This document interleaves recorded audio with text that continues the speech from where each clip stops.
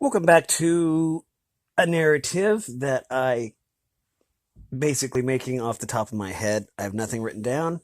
This is a narrative to Undertale, uh, the intellectual property of Toby Fox, a very, very gifted guy all around. And so I just wanted to continue the story. In the last one, if this is the first one you're watching, then I suggest you watch the first one to figure out what's going on. Anyways, in that one, we found out a lot about King Asgore and Queen Toriel, and we are going to continue right away because, again, I wanted to clarify that this is the intellectual property of somebody else and not mine. And anyways, we will start right now. Anyways, the king and queen were distraught over Azrael's loss because he was killed by the humans, as stated in the first one.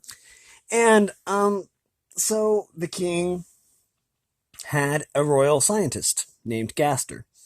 And it was Gaster that basically built the area of the game called the core.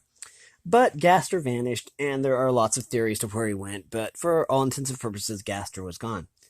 Now, what's funny about Gaster is his name was Wingding, and that's his font. He spoke in Wingdings, or hands, if you know of the Wingding font.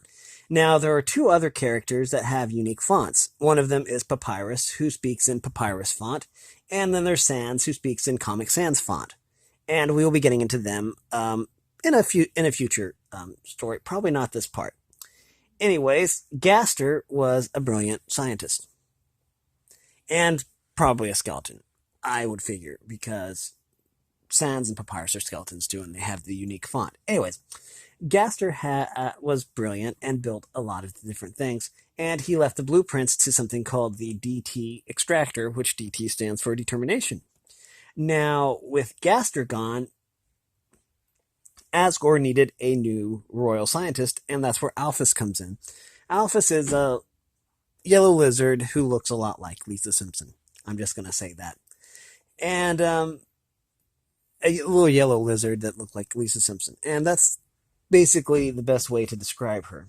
And she's brilliant.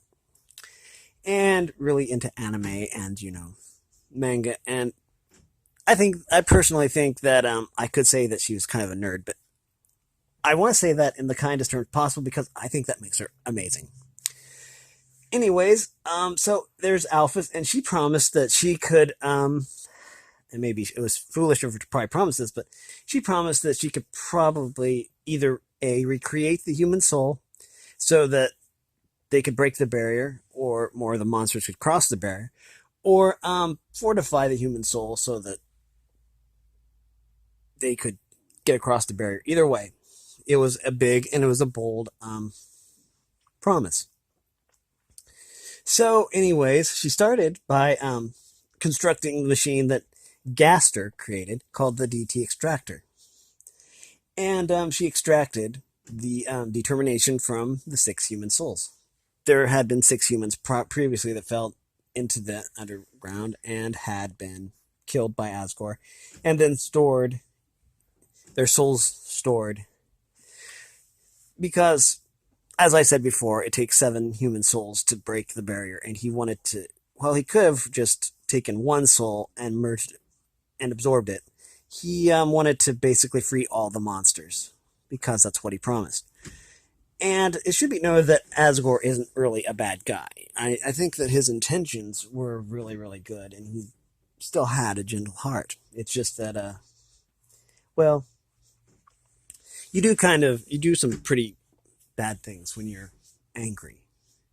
Anyways, so Alphys started to inject monsters that were sick or injured with determination, because determination is what gives the heart its power, the human soul its power, rather.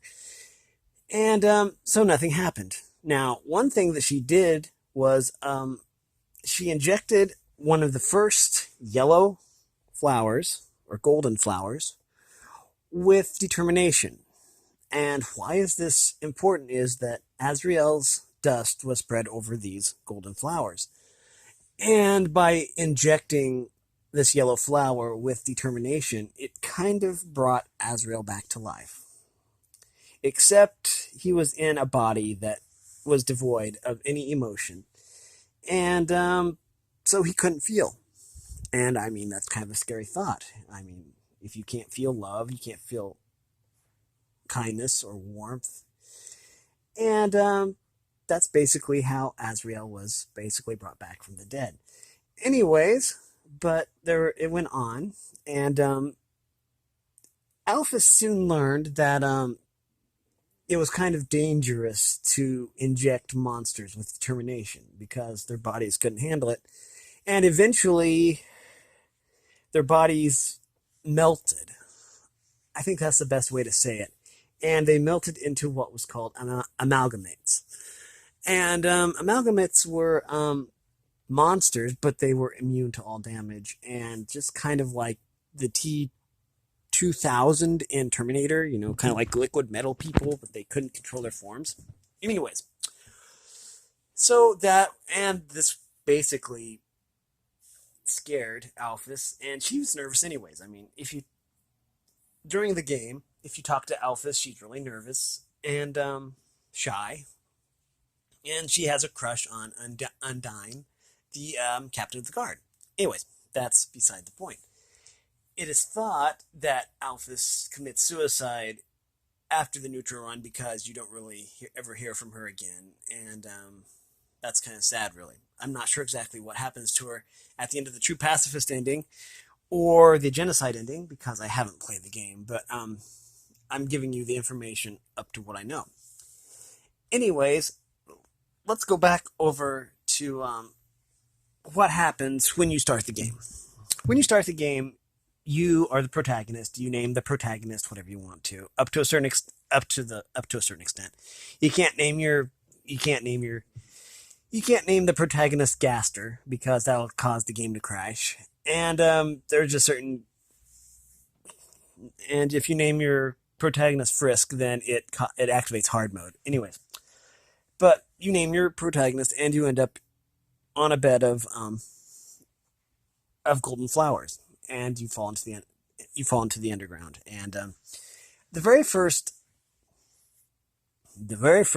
character you meet is Flowey, and Flowey has this unique worldview. Flowey tells you that down here it's kill or be killed. So basically, Flowey wants you to do a genocide run and basically kill everybody. But that's basically because Flowey can't feel and is yet imbued with the power of the soul of the first human. Anyways, Flowey is also one of only 3 characters that has the power to time travel or transcend time. In fact, Flowey is so powerful, he can alter your save files and basically even destroy your save files, which happens in a neutral run. Also, another time traveler that we haven't talked about yet is Sans. Sans is basically a really, really great guy, and I promise we'll get to Sans in the next part, because there's a lot to say about Sans. And he's probably one of my favorite characters. Anyways, the third is you. You're the protagonist, and you have the power to reset the game. Therefore, you have the power of time travel. You can reset history and stuff like that. But, as I mentioned before, it isn't that easy because there are characters that will remember your actions. And if you've hurt some people, then the game will make you feel very, very guilty about it. Now, the second, Flowey's getting ready to kill you, but Toriel steps in and saves you. Toriel is a motherly monster and basically wouldn't hurt anybody. She likes reading books about snails and basically making pies and stuff like that. A very motherly figure, and it's kind of heartbreaking, if you take the neutral route and you actually kill her. And yeah. Anyways, Toriel basically takes you to her home and teaches you how to how to fight, but always encourages you to take the peaceful route because basically she's a peaceful monster. Now, that said, you are given two worldviews when you start the game. One worldview is Flowey's worldview, which is, oh, kill everybody. It's kill or be killed. But the second being, spare everybody because peace is best. And the truth is, you get the best ending if you take the true pacifist route. Now, we will continue this in part 3. And that's precisely what we will be doing. Thanks for watching, everybody. And if you like this, make sure you like and you subscribe. Again, I like making these kind of things, and I will continue this at a later time. We will talk about Sans. We'll finally get to talk about Sans. Thanks for watching, everybody, and have a great day.